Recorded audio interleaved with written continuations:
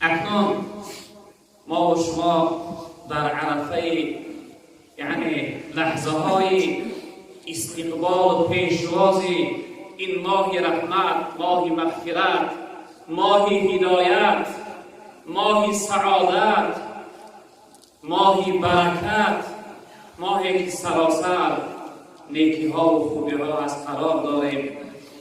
از خداوند امید داریم پروردگار ما را به این ماه نور برساند و خداوند از لحظه های نورانی، از لحظه های طلایی این ماه استفاده بردن برای ما نصیب گرداند. وقتی که این لحظه ها میرسید، یعنی آخرین روزهای ماه شعبان، پیغمبر بزرگوار صلی الله علیه و سلم می گفتند که مرحبا بالمطهر. مرحبا یعنی مرحبا، خوش آمد. ما و شما یک عادتی داریم وقتی مهمان در خانه ما داخل شود مرحبا، خوش آمدی میگوییم، پیشواز او میبراییم، استقبال او میگیریم. مهمانی به ارزش باشد، از تشریف قدومش چقدر خوشحال و خرسند میشویم. پیغمبر بزرگوار ما این لحظه ها یعنی آخرین روزهای ماه شعبان میرسید، میگفتند خوش آمدی ای پاکیزه کننده، ای پاک کننده، ای نور بخشنده، ای هدایت کننده، ای تقویت ایمان، خوش آمدی. اهل اصحاب پرسیدند، گفتند لمن مطهر یا رسول الله؟ گفتند پاکیزه کننده، پاک کننده، صاف کننده، خوب کننده چی چیز است یا رسول الله؟ پیغمبر بزرگوار صلی الله علیه وسلم گفتند رمضان.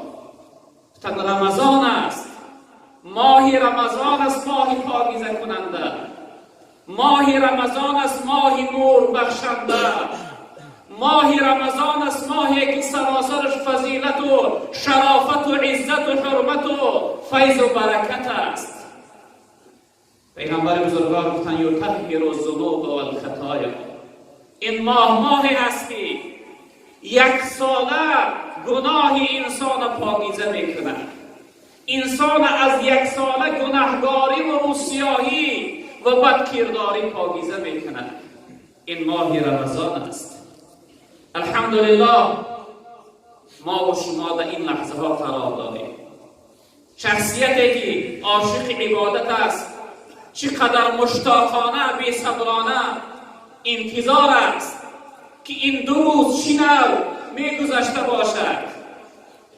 دوستای خدا دعا میکردند اللهم اوصلنا الی رمضان، یا اینکه بلغنا الی رمضان، پروردگار ما را به رمضان برسان، پروردگار ما را به خوبی های رمضان برسان، پروردگار ما را به اون نیکی ها و عبادت های رمضان برسان. دعا میکردند. اما شخصیت هایی که ضعیف الایمان هستند، شخصیت هایی که عبادت برای اونها دشوار و سخت است، بسیار ناراحت شده‌اند، بسیار غمگین شده‌اند، بسیار خجالتمند شده‌اند که در این ماه پیشوا و استاد اونها که شیطان علیه لعنه است زنجیربند و محکم است. این ماه عبادت است، اونها خیره بی خود و ناراحت هستند. اما شخصیت هایی که مؤمن هستند، شخصیت هایی که عاشق الله، عاشق عبادت الله هستند، چقدر راحت هستند، خوشحال هستند. آب زنید راه را زان که نگار میرسد، مژده دهید باغ را بوی بهار میرسد.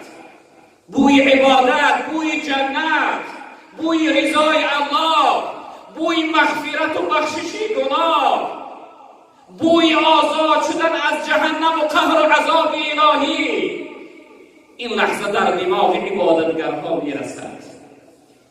خیلی خوشحال هستند وقتی این لحظه های رسیدن رمضان نزدیک می شود. از جانب خداوند ملائکه های ندا می کردند یا طالب الخیر اخبر، و یا باقی الشر اقصر. ای شخصیتی که خوبی میخواهی، عبادت میخواهی، فضیلت میخواهی، سعادت میخواهی، بخششی گناه میخواهی، جنت میخواهی، رضای الله میخواهی، نجات از رنج و مشقت دنیا و آخرت میخواهی، قبول کن، پیشواز بگیر، استغفار برا که ماهی خوبی ها، ماهی نیکی ها، ماهی بخشش و هدایت برای شما میرسد. و شخصیتی که در راه گناه هستی، در راه معصیت هستی، در راه نافرمانبرداری هستی، گناه ترک کن، از راه گناه باز ایست، چون که راه گناه آخرش جهنم و دوزخ است. درهای دوزخ محکم هستند در این ماه. اون راهی که رفته ساده‌ای به مقصد نمیرسی، اون راه معصیت و گناه آخرش دوزخ است. با پسی در میروی اما درش محکم است. در این ماه داخل شده نمیتوانی. وقتی که پیغمبر بزرگوار گفتند وقتی یکمین بیگه رمضان میرسد خداوند تمام درهای جنت گشاده میگرداند و تمام درهای دوزخ محکم میکند و شیطانها را زنجیربند میگرداند. شیطانها را میگوید در این ماه وسواس و فریب و ضرر دادن شما برای بنده های من معنی و حرام است، حق نداره. ماهی ماتم و مصیبت شیطان میرسد. والله قسم در این ماه قامت شیطان میشکند، چون که شیطان دوام 1 سال بنده های خدا را از خدا دور گردانده بود، بنده های خدا را به خدا قهری انداخته بود، بنده های خدا را یعنی به سوی جهنم و دوزخ به درآمدن دوزخ کشانده بود. اما در این ماه به سبب عبادت و بندگی این ماه دوباره خداوند اون بنده ها را مغفرت و یعنی گناهاشون میبخشد. این ماه نور است برادران عزیز بزرگوار. خیلی باید شاد باشیم. عزیزای خدا میفرمایند خوشحال بودن، شاد بودن برای رسیدن رمضان این نشانه کمال ایمان است. مؤمن کامل، مؤمن حقیقی چقدر خوشحال و خرسند می شود که ماه نور، ماه عبادت و بندگی می رسد. اما انسانی که ایمان ضعیف دارد، ایمان بی‌قدر و بی‌ارزش دارد، ایمانش ایمان حقیقی نیست، او شخصیت بسیار ناراحت می شود، بسیار غمگین می شود. حضرت سلمان فارس رضی الله تعالی عنه می‌فرمایند که وقتی آخرین روزهای شعبان بود، پیغمبر بزرگوار برای ما خطبه می‌خواند. شاید مثل این لحظه ما برای خطبه جمعه بود. پیغمبر بزرگوار به سوی ما گفت ایها الناس، ای مردم، ای مؤمنها و مسلمانها، قد اظلکم شهر عظیم مبارک. به تحقیق تشریف آورد، سایه افکن، رسید برای شما ماهی بزرگ، ماهی مبارک. در اصل ماهی رمضان ماهی بزرگ است. از بزرگی این ماه یک چیزی برای شما برادران عزیز مثال میارم. در اصل بزرگی این ماه با اون حدی هست که شخصیت هایی که 1 سال نماز نمیخواندن در این ماه نمازی میشوند. این بزرگی این ماه هست که انسانی که 1 ماه سر و سجده الهی را ندیده بود در این ماه خجالتمند، شرم‌آلود غسل میکنه، طهارت میکنه، لباسهاش نمازی میکنه، به سوی مسجد میآید. سبحان الله. در این ماه میدانه که این ماه باید استفاده ببرد. ماهی بزرگی هست.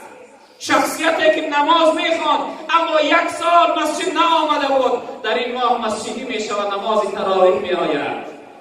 شخصیتی که یک سال نماز شب نخوانده بود در این ماه نماز شب خوان می شود. اینها از بزرگی این ماه هستند برادران عزیز. ماهی مبارک است، پر برکت است، ماهی محبت است، ماهی وصال است. هر شب با دوستهای خود یعنی که ملاقات میکنی و آخوری میکنی. خیلی ماهی بزرگ است. عزیزای خدا، میگویند ماهی رمضان در بین 11 ماه دیگر مثل حضرت یوسف در بین 11 برادرش است.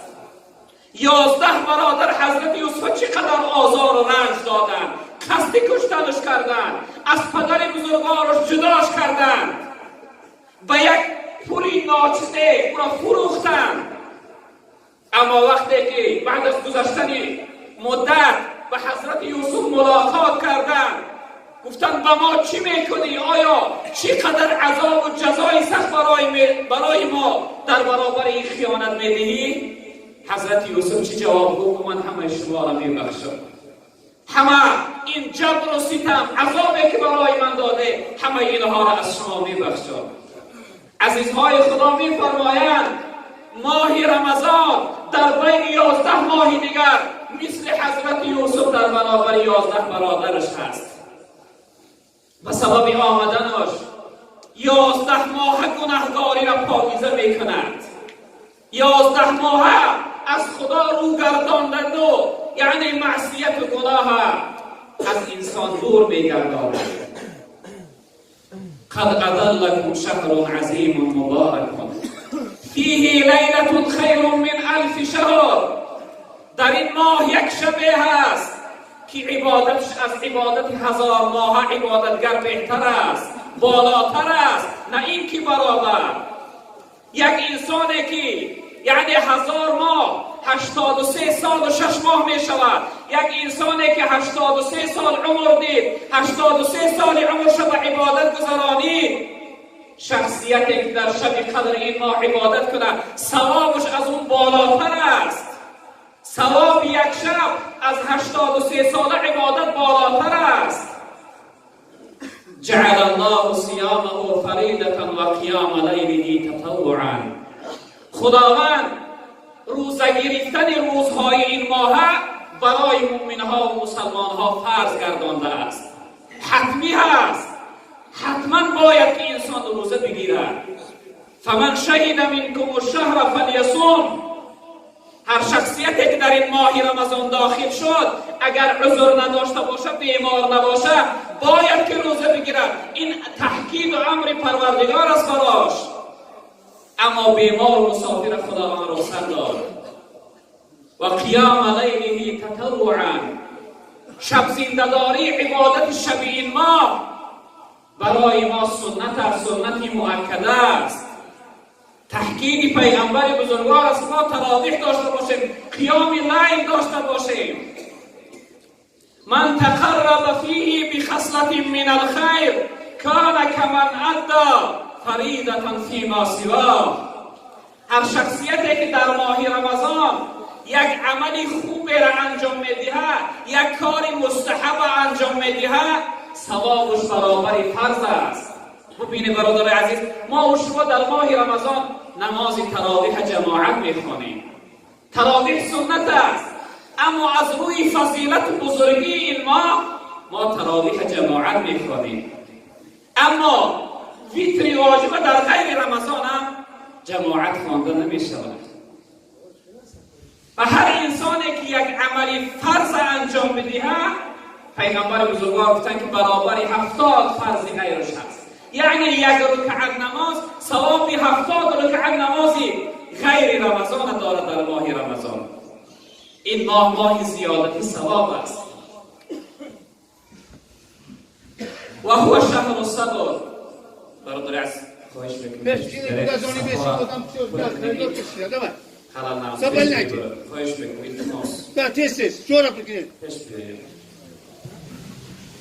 این ماه رمضان برادران عزیز بزرگوار ماه صبر است. انسان باید چقدر بردبار باشه، چقدر صبری کامل داشته باشه در این ماه. چون که این ماه ماه امتحان و سنجش خدا هست. در امتحان و سنجش انسان باید صابر باشد. و صبر و ثوابه الجنه. جناب پیغمبر گفتند ثواب صبر این جنت است. انسان در برابر صبر کردن، عبادت و بندگی کردن در این ماه، خداوند جنت نصیبش میگرداند. حتی در روایت پیغمبر بزرگوار گفتند اذا صاب احدكم او جهل فلیقل انی صائم انی صائم. وقتی شخصیت با شما جنجال کرد در این ماه، یا اینکه شما را دشنام داد، به سوی او بگویه که من روزدار هستم، من روزدار هستم. یعنی که جواب نگردانی. با چی خاطر؟ شارح حدیث میگه با چی خاطر پیغمبر بزرگوار گفته که 2 بار بگویه که من روزدار هستم، من روزدار هستم. یک بار خود یعنی شخصیت خود آگاه کن، ای شخصیت روزدار هستی، مبادا جوابی دغل نگردانی. دویم بار انسانی که تو را دشنام میدهد، انسانی که به تو جنجال میکنه، او را آگاه کن که من روزدار هستم. و هی شهر مواسات.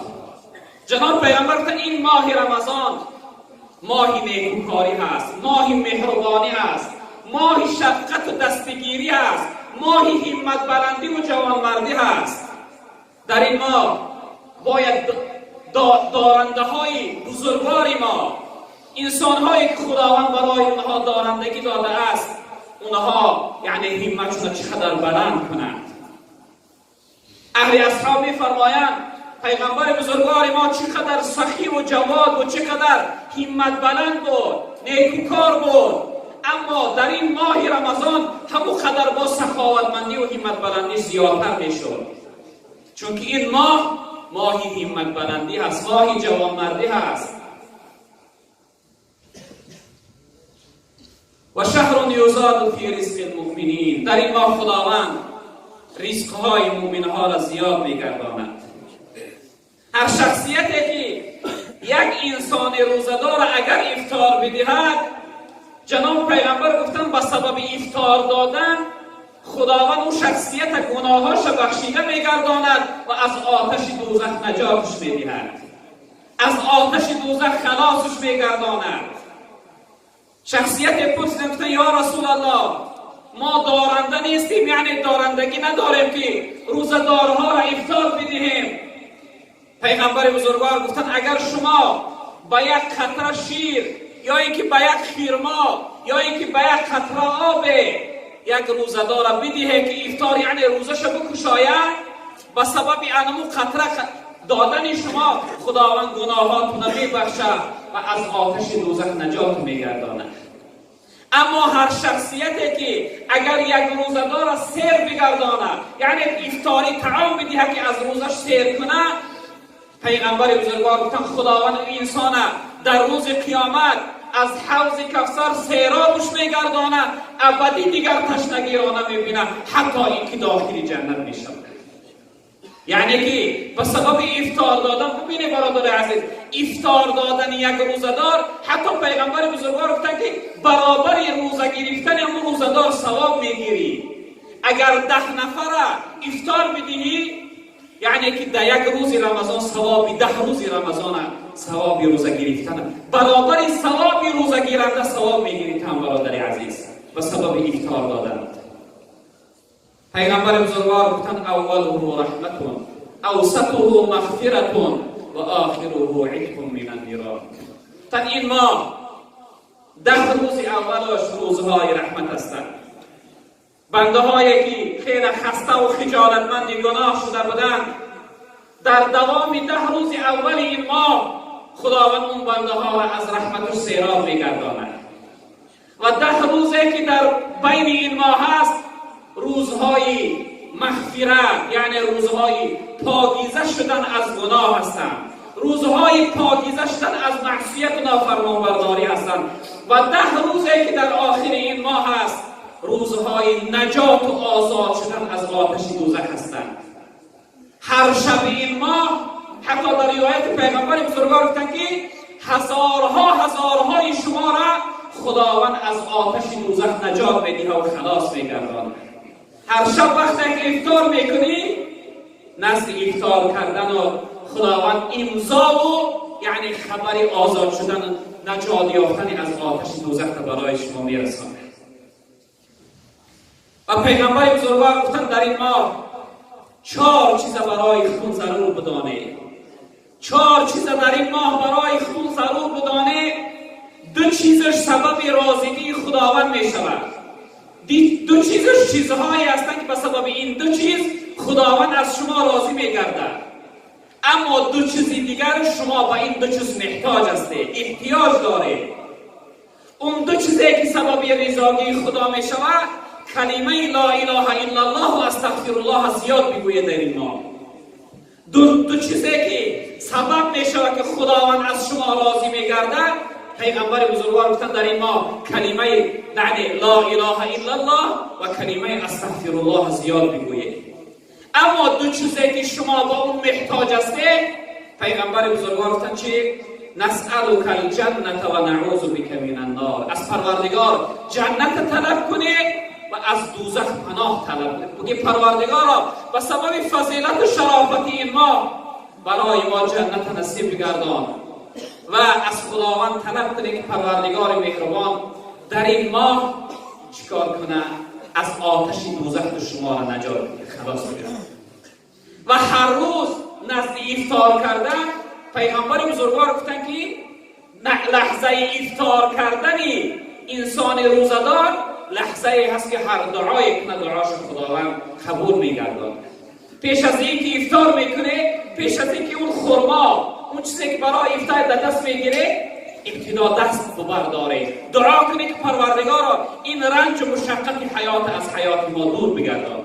دعا کنیم که پروردگار این مصیبتی که در دین عزیز ما آمده است این مصیبت از حیات ما دور بگردان. دعا کنیم که خداوند اسلام عزیز ما را غالب بگردان، پیروز بگردان، دشمنهاش نابود بگردان.